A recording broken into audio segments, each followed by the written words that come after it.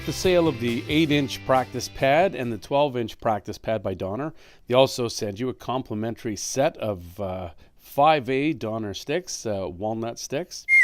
And they actually feel quite comfortable. 5A is a perfect size for the average set of hands. And some of my students, from depending on their size, around 8 years old, 9 years old, and upwards, tend to use a 5A or variations of a 5A. So this is the perfect stick to send out for as a complimentary little gift. So the practice pad itself is two-sided. We've got our rubber side, and then we have on the other side we have our felt side. Now, I've never been a huge fan of any a dual-sided practice pad. You'll hear that this side is a little bit louder than the other side, and generally although you can go for feel on this, I always preferred the rubber side. I have been using a particular practice pad, I won't mention the name, for over 40 years, and I still have it. It's over there, although you won't see it. These practice pads, and you'll notice the look of it, seems fairly reminiscent of another type of practice pad that's out there. There's many different types that look like this, and these all function extremely well, including this practice pad. So if you're looking for a practice pad, why don't we have a little lesson? So let's start with single stroke. So you're going to have your positioning of your sticks right over, here's the center, just over to the right and left of center, and about an inch or two above. You're going to bring your wrist back and strike the drum, stopping it in that particular position where you started. You don't want to leave it in the head, and you don't want to leave it back here. Now, I'm not in a perfect position with my wrists, but you start with quarter notes, eighth notes, 16th notes, and go back to quarter notes. Now, with this particular exercise, all you have to do is, if you're getting better at it, start your quarter notes faster. 1, 2, 3, 4, 1 and 2 and 3 and 4 and 1 eana, 2 eana, 3 eana, 4 eana. Let's do doubles.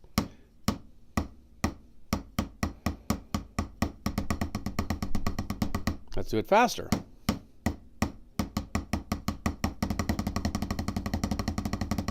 And then hold your 16ths longer. Now, why the heck would I be showing you how to use a practice pad? Well, if you are in the market for a practice pad, guess what? It does you no good to buy the practice pad, get the complimentary sticks, and let it sit there and do nothing. You do not learn to be a better drummer by osmosis with this being in your house or near your drum set. It only helps you if you use the thing, and that goes for any practice pad.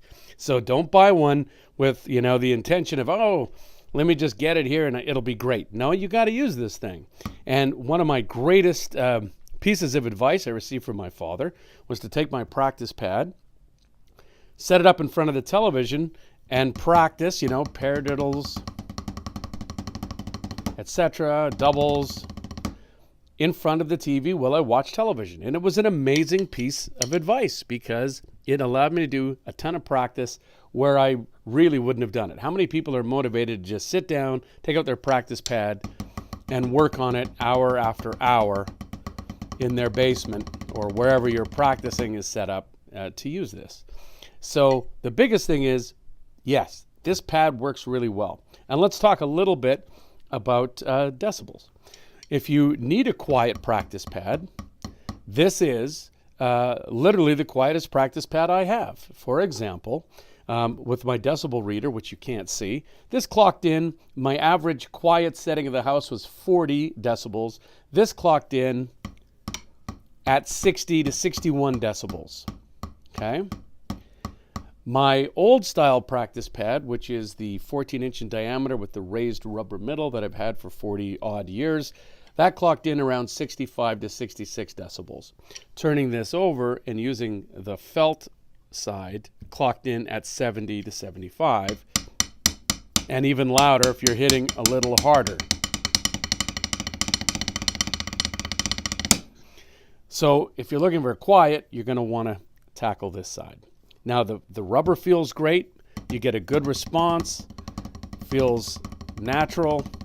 And, if you look at this and go, well, there's 8-inch and there's 12-inch. What's the difference? Nothing. 12 inches is bigger, okay?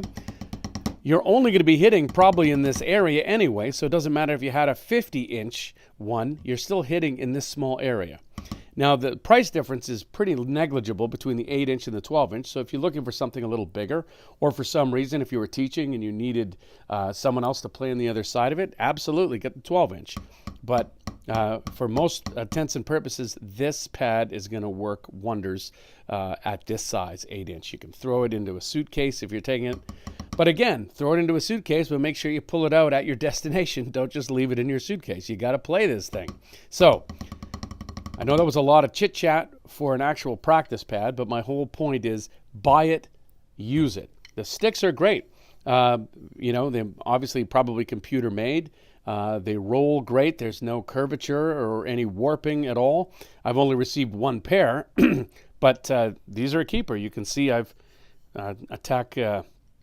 played on the set with them. You can see from some symbol marks, and they're holding up quite well. I would have no problem purchasing these. The only thing is I actually don't know how much they are because they were complimentary. So I would certainly consider picking these up as well. Whoops, sorry for shaking the camera there. It wasn't an earthquake, it was my hand. And if they were relatively, a decent price, the average 5A going to run you around, Canadian, about $12-15 a pair. So if these were much lower than that, I would definitely consider that.